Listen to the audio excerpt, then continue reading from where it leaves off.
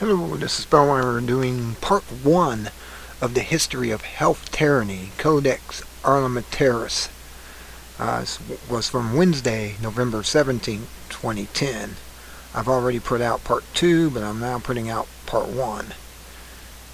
This is still from the excerpts from Codex Alimentarius, The End of Health Freedom, by Brendan Turbelvilli. I'm going to pronounce it because it's very hard to pronounce somebody's name correctly if you've never heard it before, especially like last names. It says, from the Activist Post, contrary to popular belief, Codex Alimentarius is neither a law nor a policy. It is in fact a functioning body of commission created by the Food and Agriculture Organization and the World Health Organization under the direction of the United Nations. The confusion in this regard is largely due to the statement made by many critics referring to the implementation of Codex Alimentarius as if it were legislation waiting to come into effect. A more accurate phrase would be the implementation of Codex Alimentarius guidelines, as it would more adequately describe the situation. Codex is merely another tool in the chest of an elite group of individuals whose goal is to create a one-world government in which they wield complete control. Power over the food supply is essential in order to achieve this. As will be discussed later, Codex Alimentarius will be implemented whenever guidelines are established and the national governments begin to arrange their domestic laws in accordance with the standards set by the organization. Again, they want to control food. He who controls the food controls the populace, and with it the world. Kind of like something out of Dune, isn't it? The essence of Codex Alimentarius as a policy-making body has roots going back over 100 years. The name itself, Codex Alimentarius, is Latin for food code, and directly descended from the Codex Alimentarius Austriacus, a set of standards and descriptions of a variety of foods in Austria-Hungarian Empire between 1897 and 1911. This set of standards was the brainchild of both the food industry and academia, and was used by the courts in order to determine food identity in a legal fashion.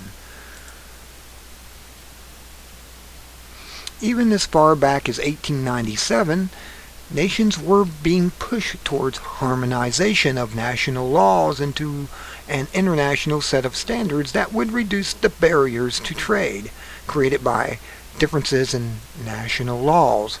As the Codex Alimentarius Austriacus gained steam in its localized area, the idea of having a single set of standards for all of Europe began to pick up steam as well from 1954 to 1958.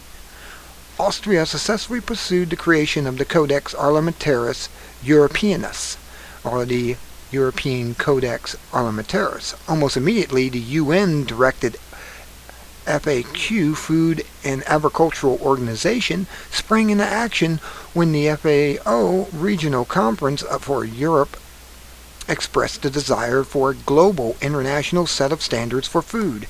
The FAO Regional Conference then set a proposal up the chain of command to the FAO itself and the suggestion to create a joint FOA or WHO program dealing with food standards.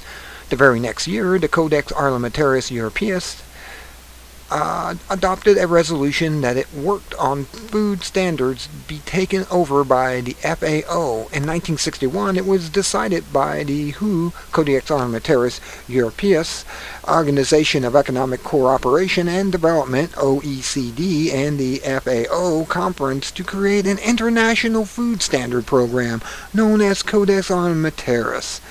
In 1963, as a result of the resolutions passed by these organizations, 2 years earlier, Codex Alimentarius was officially created. So then they were able to have a market control over, corporate control over food. This is the beginning of that. Although created under the auspices of the FAO and the WHO, there is some controversy regarding individuals who may or may not have participated in the establishment of Codex.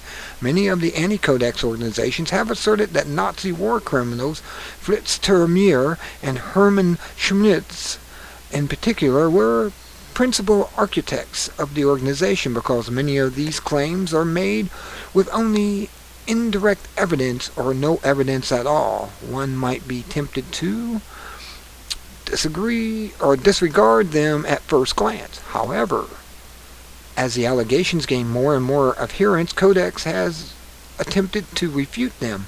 In its frequent asked questions section, Codex answers the question: is it true that Codex was created by a former war criminal to control the world food supply? It then goes on to answer the charges by stating, no, it is false claim. You just need to type the word Codex Alimentarius in any search engine and you will find lots of these rumors about Codex.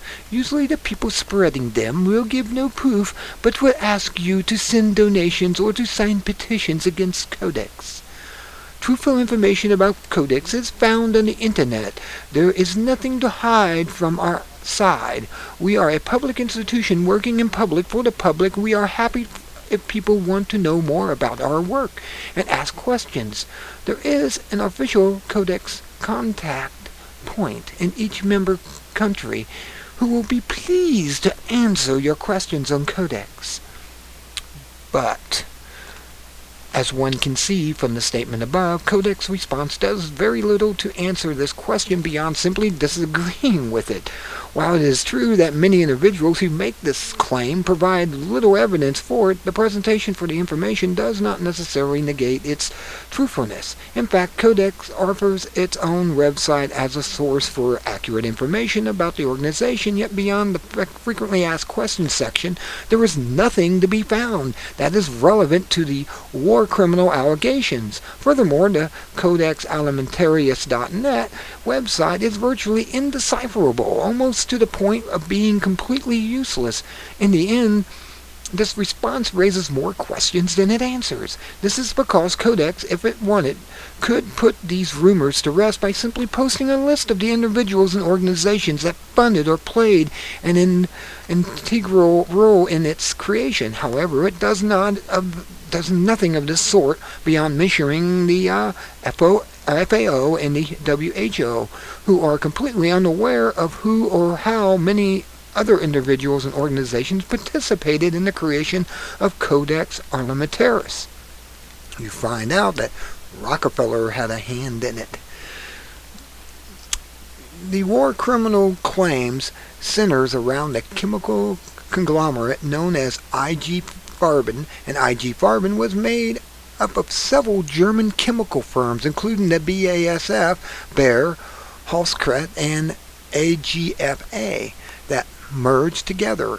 It was essentially the manufacturing wing of the Third Reich and was the engine behind the Nazi war machine. The company provided the vast majority of explosives and synthetic gasoline used by the military conquest and murder of millions. It also manufactured the now infamous Zyklon B gas used in the gas chambers. Not only that, but it was influential in the conducting of experiments on concentration camp victims.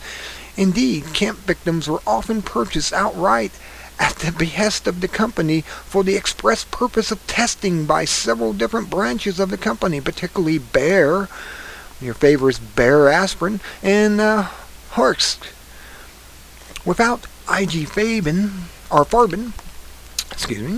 the German war simply could not have been sustained. During the Nuremberg war trials, the tribunal convinced 24 board members and executives of the company and dissolved it into several different daughter companies, namely BASF, Hosk, later to be known as Aventis, and Bayer. By 1951, virtually all 24 of these executives were released, including Fritz Termier and Hermann Schmitz.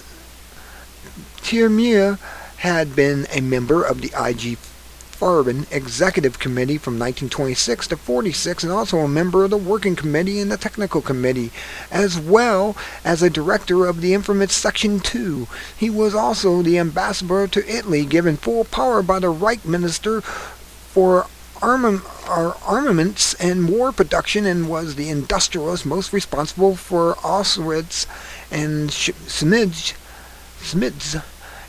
was also a member of I.G. Farben Executive Committee from 1926 to 35, and was chairman of the board and head of finance from 1935 to 1945. He was also the head of military economics and a member of the Nazi Party. Both men were found guilty by the Nuremberg War Tribunal in 1948, yet Schmitz was released in 1950s and Termier in 1952. After all this, Schmitz was appointed board member of the German Bank of Berlin West in 1952 and 1956, and honorary chairman of the board of Rhenish steel plants. Termier, however, was even more successful. Upon his release, he was appointed board member of Bayer in 1955, and in 1956 was appointed chairman, and in the year following he would take on many additional roles, such as chairman of the board of the Theodor Goldensmith AG, deputy chairman of the board of Commerce Bank and Bank Association AG, as well as the board member of the Wagenflagwerk Industry Enterprises, or Juden Dawsendage Wagen Warbeck AG, and the Bank Association of West Germany and United Industrial Enterprises AG.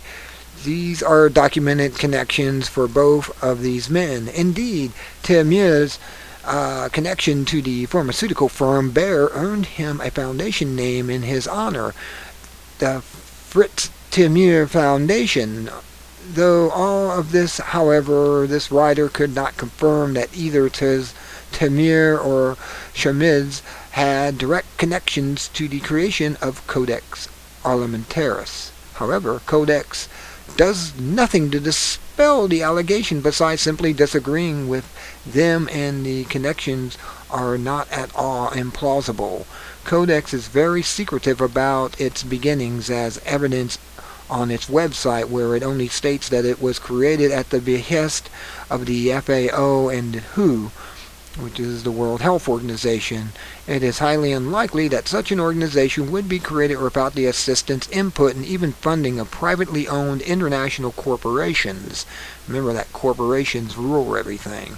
Thanks to both the anti-Codex community and Codex Alimentarius itself, there is no evidence, again, at least to this author, that documents which individuals or corporations were involved in its establishment. However, there are other ties that lend more credence to the belief that war criminals played a role in the creation of Codex. And there you have it, and here's the references that he had so far. And this first one, he didn't have no evidence, but apparently he did his homework, and on part 2 he did come up with evidence of the Nazi connection. And so, or at least maybe, since these are excerpts from the Codex Alimentarius, maybe later in the writing of that they found evidence. But the writer himself at this point gives you all these references that you can go through. I mean, there they are. Like usual, I have this page URL posted in the description area, and you'll be able to read this for yourself and do your own homework on it. But as far as we can tell, with S510 and C36 in Canada, which are connected to the Codex Alimentarius, the standardization, they're very draconian in their ways of controlling everything, controlling your food and what you eat and what vitamins you can take and how much you can take. Like I did one earlier, which showed that they're only going to allow you to have just enough to be just below effective, which means it's worthless to take it. So that's all I got to say for now. I'll take you out of this. Until next time, this is Spellbinder. Be good at it, and have a good day.